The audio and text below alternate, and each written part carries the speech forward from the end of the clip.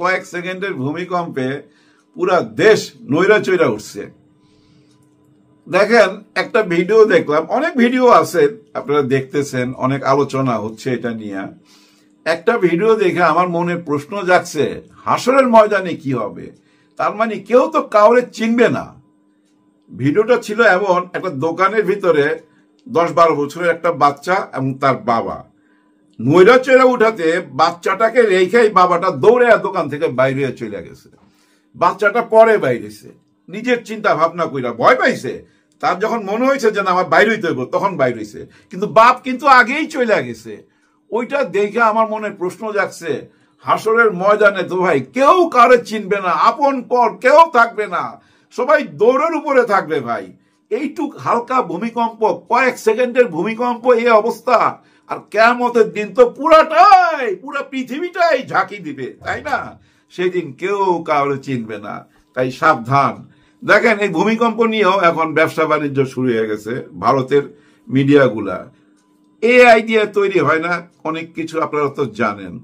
ওরা দেখাইতেছে আমাদের এয়ারপোর্টের ওই যে রাস্তাটার, মানে যে ওভারব্রিজ, ওগুলা ভাঙ্গা চুইরা পইরা যাইতেছে, আর এটা নিয়ে সরাসরি নিউজ করতেছে এবং এমন ভাবে বলতেছে মানে সত্য। তার মানে কি জানেন, ওদেরকে থামাইতে পারবেন না, কারণ টিআরপি, হ্যাঁ, ভিউ ব্যবসা। আমাদের দেশ নিয়ে আলোচনা করলে প্রচুর ভিউ হয়তো, আর ওইখানে এখন প্রচুর লোক আমাদেরও পালায় আছে। তারপরে আবার দেখেন ওইখান থেকে টাকা পাইতেছে, ভিউ ব্যবসাও টাকা পাইতেছে, আবার ওই যে ওনারাও টাকা দিতেছে। কারণ ওনারা টাকা না দিলে ওনারা এরকম মিথ্যা প্রচার করবে কেন?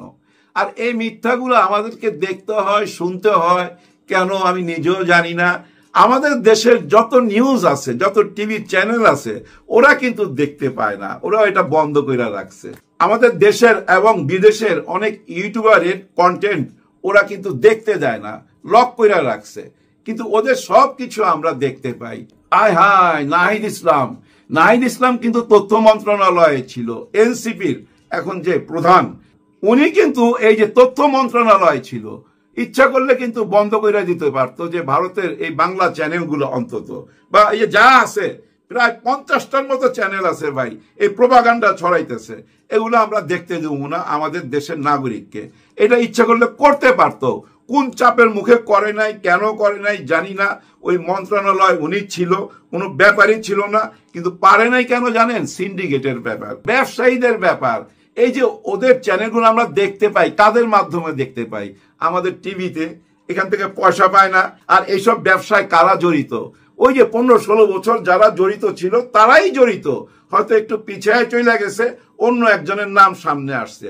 ব্যবসা কিন্তু একই রকম চলতেছে সব জায়গায়, পুরা দেশই এরকম সিস্টেম চলতেছে। যাই হোক, এগুলা নিয়ে কোনো কথা বলার লাভ নাই। নির্বাচিত সরকার আসলে নিশ্চয়ই এদিকে তাকাবে। কারণ কি জানেন, যুক্তিটা কি? তোমরা আমাদের চ্যানেল দেখতে দাও না তোমাদের নাগরিককে, আমরাও আমাদের নাগরিককে তোমাদের চ্যানেল দেখতে দিব না। তোমরা ওপেন করো, আমরাও ওপেন করব। কারণ আমাদের এই যে চ্যানেলগুলোতে অনেক ভালো ভালো কথা থাকে, অনেক ভালো ভালো টক শো থাকে, আমাদের দেশ নিয়ে অনেক সত্য কথা থাকে। তো ভাই থাকে না?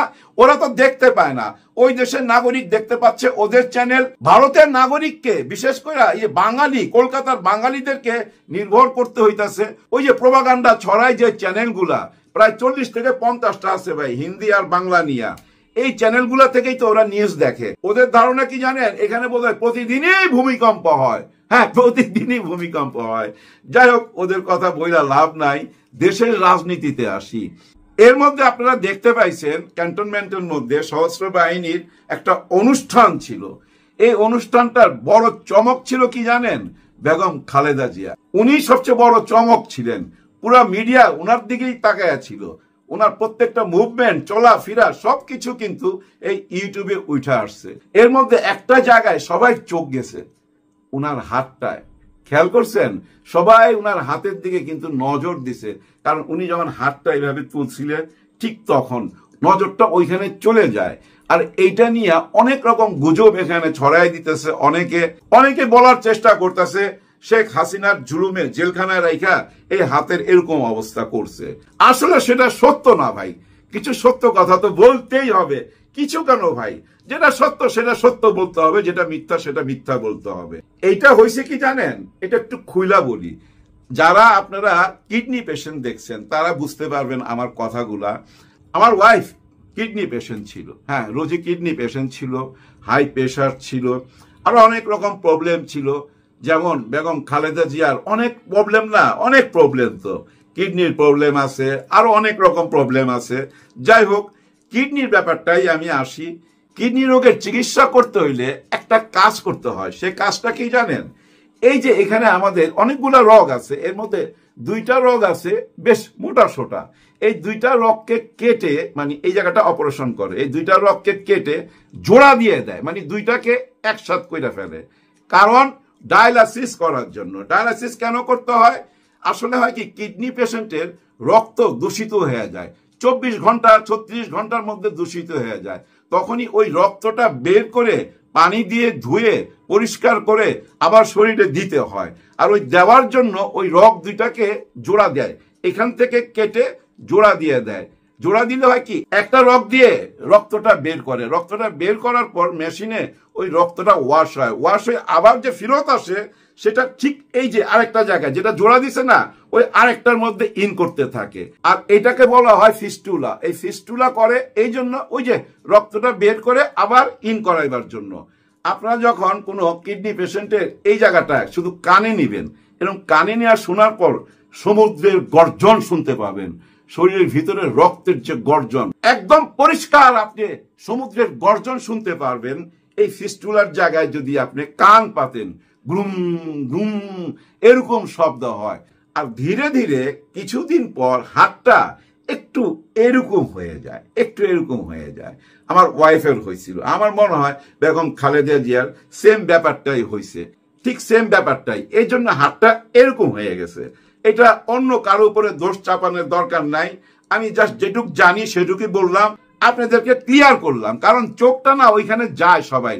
গতকালকে সবাই মনের মধ্যেই প্রশ্ন ছিল হাতটা কেন এমন। যাই হোক, বেগম খালেদা জিয়ার জন্য সবাই দোয়া করবেন। কে কোন দল করি বা কাকে সাপোর্ট করি এগুলো আলাদা, বেগম খালেদা জিয়া আলাদা। গতকালকে তো দেখছেন সবাই ওনার পাশে দাঁড়ায় ছবি তুলছে এবং সবাই ওনাকে শ্রদ্ধা জানাইছে, সম্মান জানাইছে, এবং আর্মি থেকে এবং ওনাদের পরিবাররাও বেগম খালেদা জিয়ার সঙ্গে যায় ছবি তুলছে। ব্যাপারটা আমার কাছে ভালো লাগছে, কিন্তু ভালো লাগে নাই কোনটা সেটা একটু বলি। আমার এই কথাটা শুনে আবার আমাকেও ভালো না লাগতে পারে আপনার, কিন্তু সত্যটাকে সত্য বলতেই হবে। ডক্টর মোহাম্মদ ইউনূস স্যার সশস্ত্র বাহিনীর ওইখানে একটা বক্তব্য রাখছে। ওনার এই বক্তব্যের মধ্যে অনেক কথাই উঠে আসছে, এর মধ্যে স্বাধীনতার কথাও উঠে আসছে, এবং স্বাধীনতার ঘোষককে শহীদ জিয়াউর রহমানের নামও উঠে আসছে স্বাধীনতার ঘোষক হিসাবে। আপত্তিটা আমার কোথায় তাইলে? এই জায়গাটা তো আমার আপত্তি নাই, বিন্দু মাত্র আপত্তি নাই, এটাই চরম সত্যি। কিন্তু তার চেয়ে বড় একটা সত্যি আছে। আমার ওই টাইমে বয়স ছিল কত হবে, 13, 14, 15 এরকম হবে। আমার তো ভাই সেন্স আছে, বুদ্ধি ছিল ভাই মাথায়, নিজের চোখে অনেক কিছু দেখছি। আমি ওই টাইমে মানে 7ই মার্চের ভাষণে আমার মামার সাথে আমি পল্টনও ছিলাম, ওইখানে মামার কান্দে ওইটা ওই ভাষণে বঙ্গবন্ধুকে দেখার চেষ্টাও করছি অনেক দূর থেকে। আর মঞ্চটা ছিল ওই বট গাছের নিচে, আমি আর আমার মামা ছিলাম একেবারে দোয়েল চত্বরটা আছে না ওর কাছাকাছি। এত দূর থেকে কি দেখা যায়? দেখা যায় না। যাই হোক, যেটা বলতে চাচ্ছি, বাংলাদেশের স্বাধীনতার যুদ্ধ হয়েছে বঙ্গবন্ধু শেখ মুজিবুর সাহেব, এটা নেতা, এর বাইরে কেউ কিছু চিন্তা করতে পারবেন না। এই জায়গাটা স্বীকৃতি দিতেই হবে। ওই টাইমে আমি যুদ্ধের সময় দেখছি তো ভাই, অনেক মুক্তিযোদ্ধা আমাদের গ্রামের বাড়িতে আসছে, আমার মা নিজের হাতে ডিম ভাইজা পান্তা ভাত খাইতে দিছে, ওদের সঙ্গে কথা বলছি, ওদের কাঁধে স্ট্যান্ড গান দেখছি, ওরা চাদর গায়ে দিয়ে আসতো। ওরা না ভাই ওই একই কথা, বঙ্গবন্ধুর সৈনিক তারা, বঙ্গবন্ধু ছাড়া কিচ্ছু বুঝে না। ওই টাইমে বঙ্গবন্ধু ছাড়া কেউ কিচ্ছু বুঝতো না ভাই।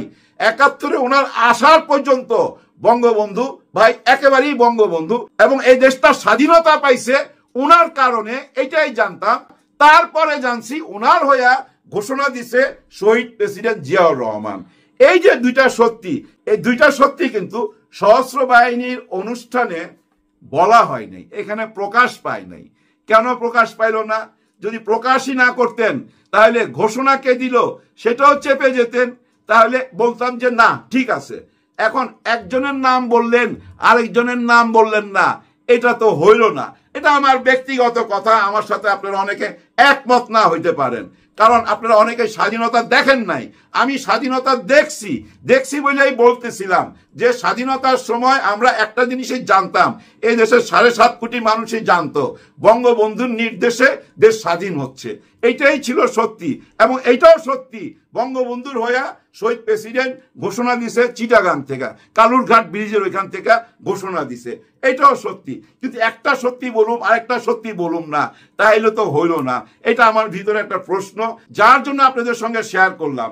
মনের কথা তো শেয়ার করতে হবে, মনের মধ্যে পাথর চাপা দিয়ে রাখলে তো হবে না, ওপেন কইরা দিতে হবে। যেমন গতকালকে পাথরের মধ্যে ফুল ফুটাই দিছে ডক্টর ইউনূস স্যার। হ্যাঁ, আমরা জানতাম না, সেনাপ্রধানের একটা কথা উনার মুখে শুনি নাই, বাহির থেকে শুনছি, উনি বুকে পাথর চাপা দিয়া ডক্টর মোহাম্মদ ইউনূস স্যারকে মেনে নিছেন। কিন্তু গতকালকে উনার বুকের মধ্যে একটা পদক পরাইয়া দিল, এবং ওনাদের হাসাহাসি দেখা মনে হইল পাথরের মধ্যে ফুল ফুটছে। ভাই, পাথরের মধ্যে ফুল ফুটছে, এটা একটা সুবাতাস আমি মনে করি। ভিন্ন চোখে, তেরা চোখে দেখার কিচ্ছু নাই। অনেক আগে থেকেই তো বলে আসতেছি, ডক্টর মোহাম্মদ ইউনূস স্যারের সাথে কেউ গেম খেলবে না ভাই। হ্যাঁ ভাই, কারো যদি মাথার মধ্যে কুচিন্তাও থাকে সেটাও ঝাইরা ফেলাই দিবে। উনি ভাই যেন তেন মানুষ না তো। গত 15 মাসে দেখেন নাই কত রকম অভ্যুত্থান করার চেষ্টা করলো। হ্যাঁ ভাই, পুলিশ লীগ, রিক্সা লীগ, আনসার লীগ, কত রকম লীগ নামলো না, একটার পর একটা ঘটনা ঘটলো না, কিন্তু কেউ কি সরাইতে পারছে? সরাইতে পারে নাই। ঠিকই দেখেন ওই ক্যান্টনমেন্ট থেকে 15 জনকে আইনা বিচারের কাঠগড়ায় দাঁড় করে আই দিছে। ঠিকই দেখেন শেখ হাসিনার ফাঁসির রায়ও চলে আসছে। এগুলা কি আমরা 2 মাস আগে চিন্তা করতে পারছি? না, চিন্তা করতে পারি নাই। যা যা আমরা চিন্তা করতে পারি নাই তা কইরা দেখাই দিল ডক্টর ইউনূস স্যার। এর মধ্যে আরেকটা জিনিস দেখাইবার চেষ্টা করতেছে, জানি না এটা কতদূর যাবে, কিন্তু এটা নিয়ে বহু আলোচনা হইতেছে ভাই। সেটা কি জানেন? আমাদের বন্দর উনি দিতে চাচ্ছে বিদেশি একটি কোম্পানিকে। কেন দিতে চাইতেছে এটা সবচেয়ে বেশি বুঝতে পারবে কারা জানেন? চিটাগাঙ্গে ওই বন্দরের আশেপাশের এলাকার মানুষ, ওরাই ভালো বলতে পারবে। আর দূর থেকে আমরা যেটা জানি এটা আপনারাও জানেন, এই বন্দরে ভাই প্রতিদিন শত কোটি টাকার চাঁদাবাজি হয় এভরিডে। এই বন্দর থেকে ভাই অনেকে জানেন ট্যাক্স ফ্রি গাড়ি নিয়ে চলে আসে। গাড়ি আসছে, ওই গাড়ির হয়তো ট্যাক্স আসছে 12 লক্ষ টাকা, দরকার নাই আপনি 12 লাখ টাকা দেওয়ার, আপনি 4 লাখ টাকা দেন, মীমাংসা করে দিবে। প্রত্যেকটা কন্টেন্ট নামাইবার জন্য যে কন্টেন্ট চালায়, ওই যে ট্রেন গুলো যারা চালায় তারও ঘুষ দিতে হয়। ওখানে যে পুলিশ সর্দার তাকে ঘুষ দিতে হয়। আবার বন্দরে যে ভিড়বে জাহাজ, ওই যে সমুদ্র থেকে বন্দরে ভিড়ার জন্য ওকে আটকায় রাখে, ওখানে 15-16 দিনও আটকা থাকে, মিনিমাম তো 3 দিন আটকা থাকে। আর এখন যাদেরকে দিছে ওরা 18 ঘন্টার মধ্যে ওই জাহাজ ভিড়াইয়া মাল খালাস করবে। চাঁদাবাজি বন্ধ। যেহেতু চাঁদাবাজি বন্ধ, যারা চাঁদার ভাগ নিত তাদেরই ভাই এই বিকার, এই খাওজানি, এই যে প্রচার করতেছে, দেশ দিয়ে দিল, বন্দর বেচা দিল, ওই সেন্ট মার্টিন দিয়ে দিল, এইসব গুজব ছড়াইতেছে। আর এইসব গুজবের জন্য ওই যে বললাম একটু আগে, ওনারা তো আছে, ওদের মিডিয়াকে ব্যবহার করতেছে। ওদের মিডিয়া থেকে এখানে যারা শুনে সাধারণ লোক মনে করতেছে হ্যাঁ বিদেশ থেকে বলতেছে, আবার কেউ কেউ ইংরেজিতে বলতেছে, হিন্দিতে বলতেছে, এগুলো শুই না সাধারণ লোক বিশ্বাসও করতেছে।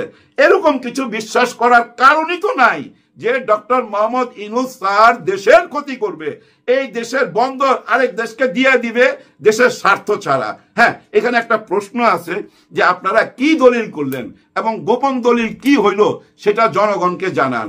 কিন্তু ওনারা বলতে চাচ্ছে বিদেশিদের সঙ্গে যখন কোনো দলিল হয়, এমন কিছু কিছু দলিল আছে যেটা বাইরে প্রকাশ করা যাবে না, এটা লিখিত থাকে দলিলের মধ্যেই। ওই পয়েন্টের উপরে ওনারা এই দলিল প্রকাশ করতে চাচ্ছে না।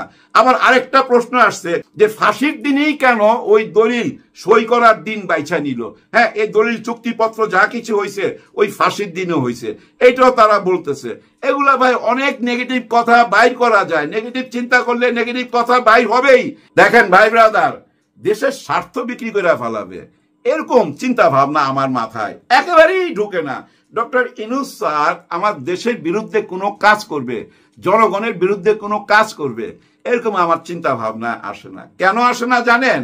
উনি যে পরিবেশের মানুষ হইছে, উনি যাদের সঙ্গে উঠা বসা করছে, উনি দেশ বিদেশে যেভাবে পরিচিত, যে লেভেলে ওনার চলাফেরা, ওই অ্যাঙ্গেল থেকে আমি বলতেছি উনি আমার দেশের স্বার্থের বাইরে কোনো কাজ করবে না।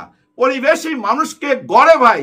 দেখেন, ধরেন আপনার কাছে এক বাটি আবে জমজমের পানি আছে, এখন আপনি এক গ্লাস পানি আইনা যদি মিশান ওই আবে জমজমের পানিতে, ওইটাও কিন্তু আবে জমজমের পানি হয়ে যাবে।